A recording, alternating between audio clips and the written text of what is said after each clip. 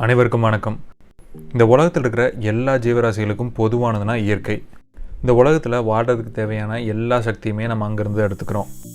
அதில் ரொம்ப முக்கியமாக இந்த ஐம்பூதங்களான நிலம், நீர், காற்று, ஆகாயம், நெருப்பு, இதிலிருந்து தான் நமக்கு பெரும்பான்மையான சக்தி கிடைக்குது. அதாவது ஒரு வகையிலிருந்து இன்னொரு வகையாக மாற்றி தான் நம்ம பெரும்பான்மையான தேவைகளை பூர்த்தி பண்ணிக்கிறோம். இந்த ஐம்பூதங்கள்லேருந்து எடுக்கிற எனர்ஜி அப்படிங்கிறது நம்ம பல வடிவங்கள் எடுக்கும். அதில் எல்லா வடிவங்களுமே மனிதர்களுக்கோ இந்த உலகத்தில் இருக்கிற ஜீவராசிகளுக்கோ ஏதோ ஒரு வகையில் பயன்பட்டுகிட்டே தான் இருக்கும். அப்படி தண்ணியில் இருக்கிற சக்தியை பயன்படுத்தி ஒரு மில்லை ஆப்ரேட் பண்ணிட்டு வந்திருக்காங்க. அந்த மாதிரியான ஒரு பழமையான மில்லை தான் நம்ம இந்த வீடியோவில் பார்க்க போகிறோம். இந்த மில் இன்றைக்கி ஒர்க்கிங் கண்டிஷன் இல்லாட்டியும் கூட அதனோட தன்மை மாறாமல் அதை பாதுகாத்துட்டு வர்றாங்க. அந்த மில் பேர் ஏட்ஸ் மில். இந்த மில்லு பார்த்திங்கன்னா யூஎஸ்ஏல நார்த் கேரோலினாவில் ராலே அப்படிங்கிற ஒரு இடத்துல இருக்குது. இந்த மில் பார்த்திங்கன்னா காலையிலேருந்து சாயங்காலம் வரைக்கும் வாரத்தில் 7 நாளும் ஓப்பன் இருக்குது. இதுக்குள்ளே ஒரு மியூசியம் இருக்குது. இந்த மியூசியமில் தான் இந்த மில்லோட ஹிஸ்ட்ரி, இங்கே யூஸ் பண்ணப்பட்ட பொருட்கள் எல்லாத்தையுமே சேவ் பண்ணி வச்சுருக்காங்க. இந்த மில்லுக்கான இடத்த 1748 வருஷம் காலனி ஆஃப் கரோலினா சாம்பல் பெர்சன் அப்படிங்கிறவங்களுக்கு இந்த நிலத்தை கொடுக்குறாங்க.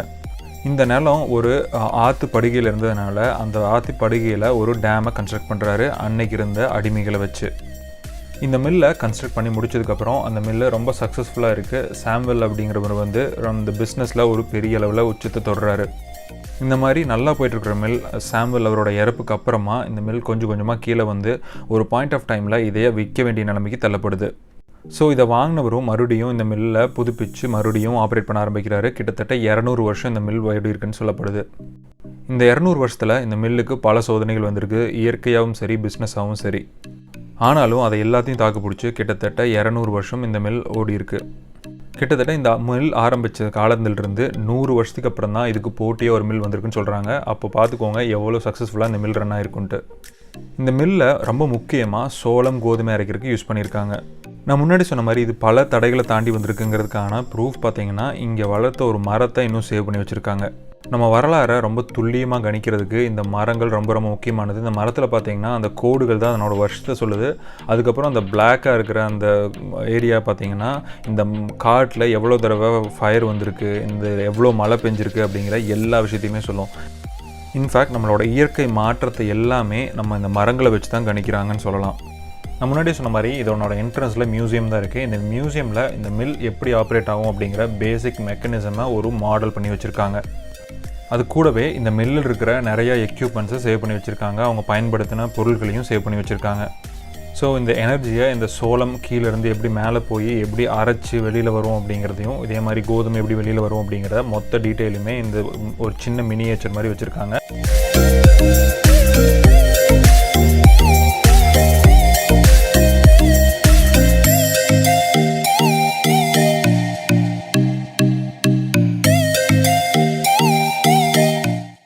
அது கூடவே அந்த டைமில் அந்த ஓனரோட பொண்ணு ரெக்கார்ட் பண்ண ஒரு வாய்ஸையும் இங்கே வச்சுருக்காங்க. ஸோ இந்த மியூசியமில் பார்த்தீங்கனாலே ஒரு கம்ப்ளீட் ஐடியா கிடச்சிரும். அதை தாண்டி அதுக்கப்புறம் மில்லுக்கு போனோம் அப்படின்னா அதை நீங்கள் என்னென்னலாம் பார்த்தீங்களோ அதை எல்லாத்தையும் அங்கேயும் பார்க்க முடியும்.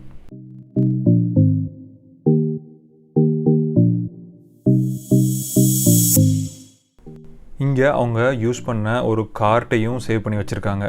இது 1992 தான் இந்த எல்லாத்தையும் ரெஸ்டோர் பண்ணியிருக்காங்க. ஸோ நான் முன்னாடியே சொன்ன மாதிரி 2 ஆறுகள் ஒன்று சேர்ந்து இந்த டேமை கன்ஸ்ட்ரக்ட் பண்ணியிருக்காங்க. டேம்னு சொல்லலாம் அல்லது ஒரு சின்ன குளம்னு கூட சொல்லலாம்.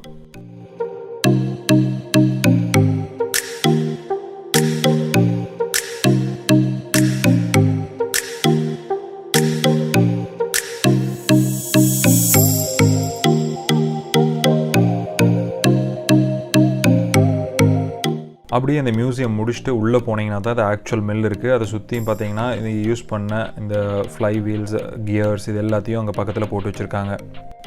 இதுதான் இந்த மில்லோட முன்பகுதி.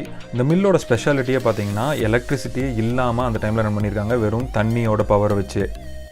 இந்த மில்லோட டேம் சைடு தான் இப்போ பார்த்துட்ருக்கீங்க. அதர் சைடு பார்த்தீங்கன்னா இதனோட ஃப்ளை வீல் சைடு அல்லது வாட்டர் வீல்னு சொல்லலாம். ஸோ நம்ம இந்த ஸ்லோப்பில் கீழே இறங்கி போனோம் அப்படின்னா கீழே பார்த்தீங்கன்னா இந்த ஃப்ளைவீலோட கனெக்டிவிட்டி எல்லாமே இருக்கும். இதுதான் இந்த வாட்டர் வீல். இந்த வாட்டர் வீலிருந்து விழுகிற தண்ணி இந்த ஆற்று வழியாக வெளியில் போயிடுது. ஸோ இந்த மில்லை மொத்தமாக ஆப்ரேட் பண்ணுறதுக்கு இங்கேருந்து வர்ற தண்ணி தான் ரொம்ப ரொம்ப மூலதனமாக அமைஞ்சிருக்கு. இந்த வீல் எப்படி ஆப்ரேட் ஆகுதுன்னா, ஒரு பகுதியில் இருக்கிற இந்த தண்ணியை இந்த வீல் மேலே விழுகிற மாதிரி பண்ணுறாங்க. அந்த விழுதிலிருந்து வர்ற எனர்ஜி தான் இந்த வீலை ரொட்டேட் பண்ண வைக்குது. சரி, இப்போ இந்த ஸ்பீடை எப்படி கண்ட்ரோல் பண்ணுவாங்க அப்படின்னு நம்மளுக்கு ஒரு கேள்வி இருக்கும். அதுக்கு தான் நான் காமிச்ச இந்த மியூசியமில் இருந்த ஒரு சின்ன செட்டப்.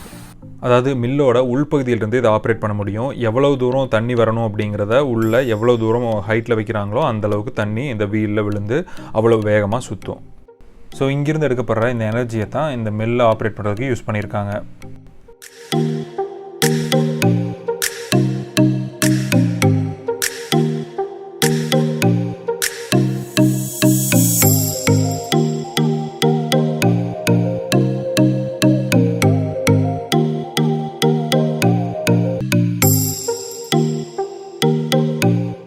இந்த மாதிரியான ஒரு ரெனியூவபிள் எனர்ஜியை யூஸ் பண்ணி ஆப்ரேட் பண்ணதுனால தான் நம்ம முன்னோர்கள் நமக்கு இந்த இயற்கையை விட்டுட்டு போயிருக்காங்க. அதே மாதிரி நம்ம அடுத்த ஜென்ரேஷனுக்கு விட்டுட்டு போகணும் அப்படின்னா நம்ம இயற்கையை பாதுகாத்தே ஆகணும். இயற்கை காப்போம். இன்னொரு புதிய தகவலோட இன்னொரு வீடியோவில் சந்திக்கிறோம். நன்றி, வணக்கம்.